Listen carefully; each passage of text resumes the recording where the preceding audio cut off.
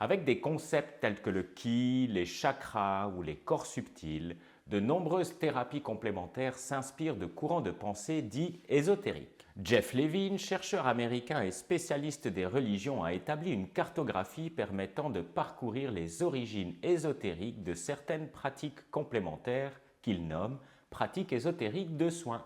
C'est lui en photo ici. Cette partie se concentre sur les traditions philosophiques et spirituelles qui ont influencé les thérapies complémentaires. Nous en verrons 8. Une autre vidéo présente l'origine des connaissances utilisées dans les thérapies complémentaires. Je vous mets le lien sous la vidéo. Vous trouverez la totalité de ces présentations sous forme écrite avec les références sur le site du centre de formation Psybet. Je vous mets aussi le lien sous la vidéo. Commençons par voir ensemble quelles sont les traditions philosophiques et spirituelles qui ont influencé les thérapies complémentaires que l'on observe aujourd'hui. Dans une étude parue en 2008, Levine dénombre 8 traditions que nous allons passer en revue. Mais d'abord, je vous propose une définition de ce que Levine entend par pratique ésotérique de soins. Il s'agit de systèmes de croyances, de pratiques et d'enseignements sur la santé, la guérison et la médecine qui sont associés avec d'anciennes traditions initiatiques, spirituelles ou métaphysiques. Métaphysique signifie au-delà de la physique, immatérielle, qui préservent un secret et contiennent des thèmes sur une réalité transcendante. Transcendante signifie un plan de réalité immatériel distinct du monde physique. Passons maintenant en revue les différentes traditions telles qu'elles sont présentées par Levine. Bien entendu, chacune d'entre elles mériterait un développement bien plus important pour bien les comprendre. Il ne s'agit ici que d'un panorama. D'abord, la tradition kabbalistique. Kabbale signifie tradition. Elle est issue du judaïsme et se base sur 2 livres principaux que sont le Zohar et le Sefer Yetzira. Il s'agit d'une interprétation mystique des textes de la Torah. Pour résumer, c'est la mystique juive, comme il existe la mystique chrétienne avec les Rose-Croix ou la mystique de l'islam avec le courant soufi. Les mystiques sont en quelque sorte les rebelles de la religion. Pas d'apprentissage, pas de hiérarchie, aucun ordre officiel auquel ils sont affiliés. Le but est d'entrer en contact avec le monde spirituel par des méthodes directes, sans passer par des étapes d'apprentissage. Ici, la méthode prime. Par exemple, entrer en transe par des outils psychocorporels comme la respiration. La Kabbale se divise en 2 branches principales. L'une est théorique avec l'interprétation symbolique des nombres, et l'autre pratique avec la méditation et la magie. Nous voyons ici déjà des pratiques que l'on trouve aujourd'hui dans les thérapies complémentaires, avec la méditation notamment. Quant à l'interprétation symbolique des nombres que l'on connaît aujourd'hui avec la numérologie, je vous conseille de ne pas trop vous y attarder, car elle n'a plus rien à voir avec l'ancienne arithmosophie ou sagesse des nombres. Et oui, si vous voulez travailler avec les nombres dans une optique spirituelle, il s'agit de considérer chacun d'eux comme des êtres naturels, voire surnaturels. C'est pas compliqué, le 1 pour l'unité, le 2 pour la dualité, le 3 pour la trinité, avec pour chacun une symbolique associée. C'est que déjà avec le philosophe et mathématicien Pythagore, les nombres sont compris comme ayant une existence à part entière, des êtres immatériels, voire spirituels. Alors, inutile de vous attarder à faire des opérations obscures qui consistent par exemple à réduire un chiffre à un nombre, par exemple 2025 égale à 2 plus 0 plus 2 plus 5 qui donne 9. Et voilà l'année 2025 qui devient une année de grande transition énergétique parce qu'elle peut se réduire au chiffre sacré 9. Ça fait 20 ans que je suis tombé dans la marmite de l'ésotérisme et que je vois passer régulièrement ce type de révélation tape à l'œil annonçant une période de grands changements. 2025 ou 2016, quelle différence puisque les deux peuvent se réduire au chiffre 9. Tous les nombres sont sacrés, alors oubliez les divagations de ces soi-disant éveillés qui vous racontent n'importe quoi du moment que ça contraste avec le discours officiel.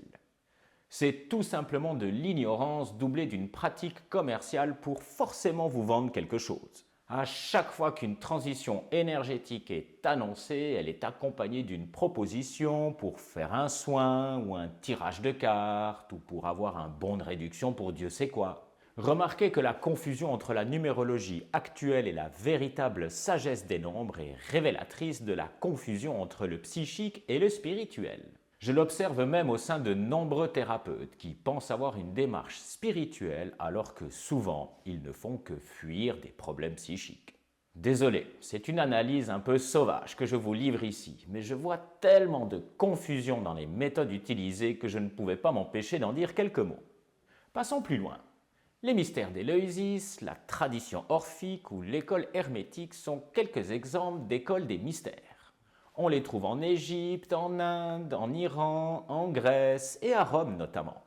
Un temple des mystères bien connu est celui d'Asclépios, avec des pratiques comme l'interprétation des rêves, mais aussi des mesures d'hygiène comme l'air frais, l'eau claire et des habitudes personnelles saines.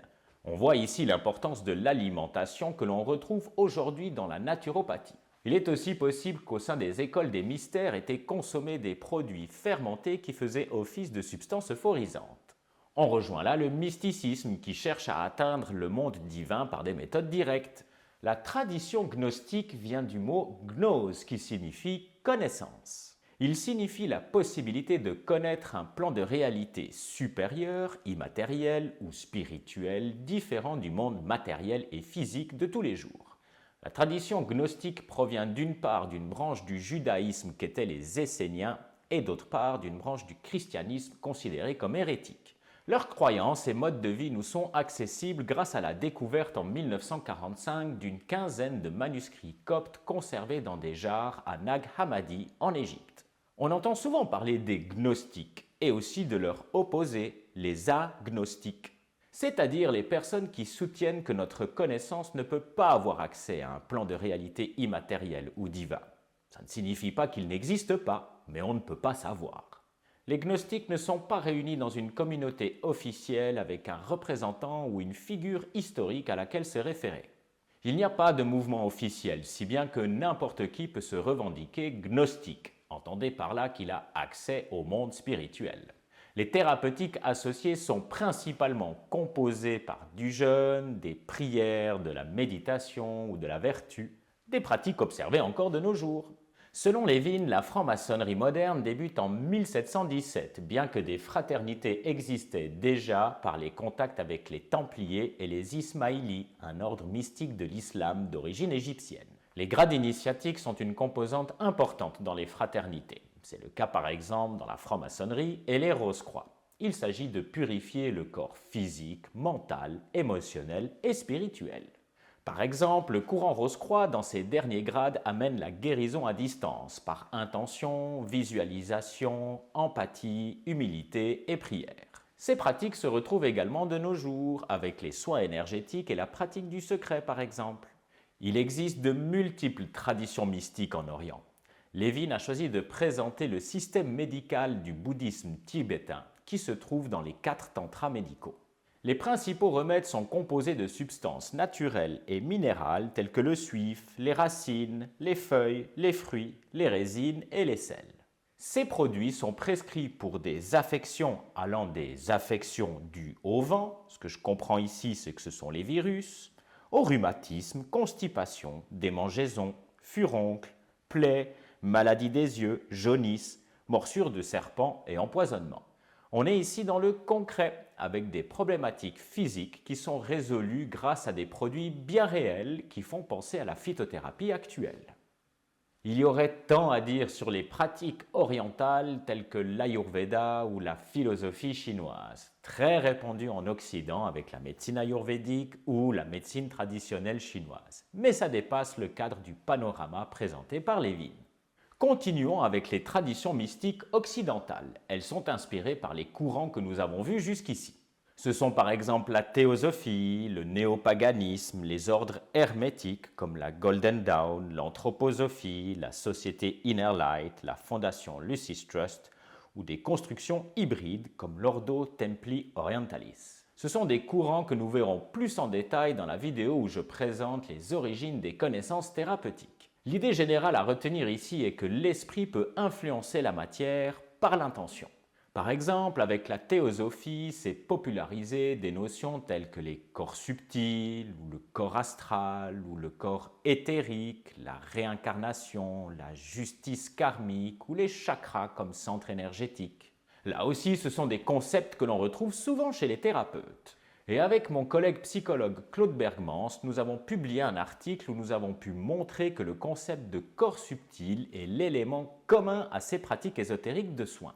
Si vous le souhaitez, je vous transmets un exemplaire de l'article. Il est en anglais. Faites-moi simplement la demande par email. Le placement de produit étant fait, passons maintenant à la tradition chamanique. Le chaman est un hiérophante, c'est-à-dire qu'on attend de lui qu'il transmette les mystères du sacré. Les chamans disposent d'une variété d'outils, tels que la prière et le chant, la musique, la purification, l'herboristerie, l'imposition des mains, mais aussi les cérémonies rituelles, le jeûne et les périodes de silence. Là encore, c'est un vaste sujet qu'il est impossible de développer ici, mais ces outils sont toujours d'actualité dans les thérapies complémentaires. Et enfin, la tradition New Age.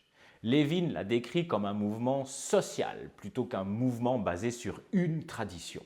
En effet, il n'y a pas de dogme unique, pas d'organisation centrale, ni de leader, un peu comme les gnostiques et les mystiques que nous avons vus avant. Par conséquent, les thérapeutiques associées ont été influencées par toutes celles que nous avons vues jusqu'à présent. Les concepts de chakra ou d'aura constituent des éléments centraux. Le New Age est un mouvement aux formes multiples, à la fois social, culturel, artistique, spirituel. Les tentatives de définition sont nombreuses, avec des thèmes récurrents que sont le mysticisme, la métaphysique, la réalisation de soi, la guérison. On en trouve déjà des origines au XVIIIe siècle, lorsque des œuvres de philosophie orientale comme l'Avesta ou les Upanishads sont traduites en français. Elle donne naissance à un champ de réflexion visant à lier les pensées orientales et occidentales en quête d'une tradition spirituelle universelle. Au regard du matérialisme dominant, le New Age représente un vaste mouvement de contestation des institutions sociales, spirituelles, politiques et scientifiques classiques. L'expérience spirituelle s'effectue désormais en dehors des dogmes religieux et des églises traditionnelles. De même, l'objectivité scientifique est mise au second plan, tandis que l'expérience subjective et l'importance du vécu personnel sont privilégiées. Les schémas éducatifs, professionnels et familiaux propres à l'Occident sont également remis en question. Il y a de tout dans le New Age. Parfois, c'est inspirant. Par exemple, en voulant intégrer la spiritualité en sciences et en médecine. Malheureusement, je vois aussi beaucoup de discours de contestation de tout ce qui vient du discours des autorités officielles. Ce soi-disant éveil des consciences n'est en réalité que le reflet d'un malaise au sein d'une société dans laquelle on s'y sent mal. Le vivre ensemble implique des contraintes et le discours très individualiste des thérapies complémentaires, par exemple la réalisation de soi, apparaît parfois comme une fuite des responsabilités plutôt que d'y faire face. Mais c'est un autre sujet. Nous avons vu au travers de toutes ces traditions spirituelles que certaines pratiques sont toujours d'actualité. Méditation, prière, jeûne, transmission d'intentions à distance. Et pour résumer, Levin propose de ranger les pratiques thérapeutiques en 3 grandes catégories. Les soins par les énergies subtiles, les traitements avec des dispositifs ou des substances, usage de cristaux, pierres, ingestion de liquides magiques, poudre, inhalation de fumée de tabac ou d'encens ou le port d'amulettes, et l'expérience transformatrice, typiquement les rituels. À ma connaissance, Levin figure parmi les rares scientifiques à aborder explicitement le sujet de la place de l'ésotérisme dans les thérapies complémentaires.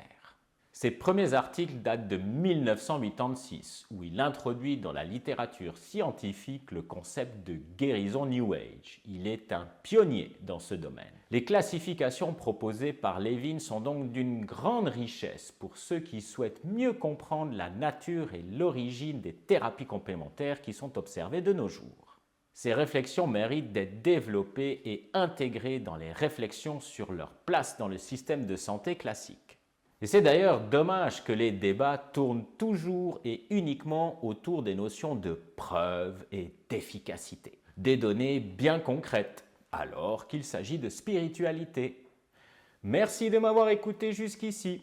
Et si vous êtes professionnel de santé en Suisse, sachez que le centre de formation Psybé propose des formations continues accréditées, enregistrées et disponibles en permanence. Vous pouvez vous inscrire en tout temps et les suivre à votre rythme. Alors, rendez-vous sur la plateforme de formation Psybé pour tout savoir sur ces sujets passionnants.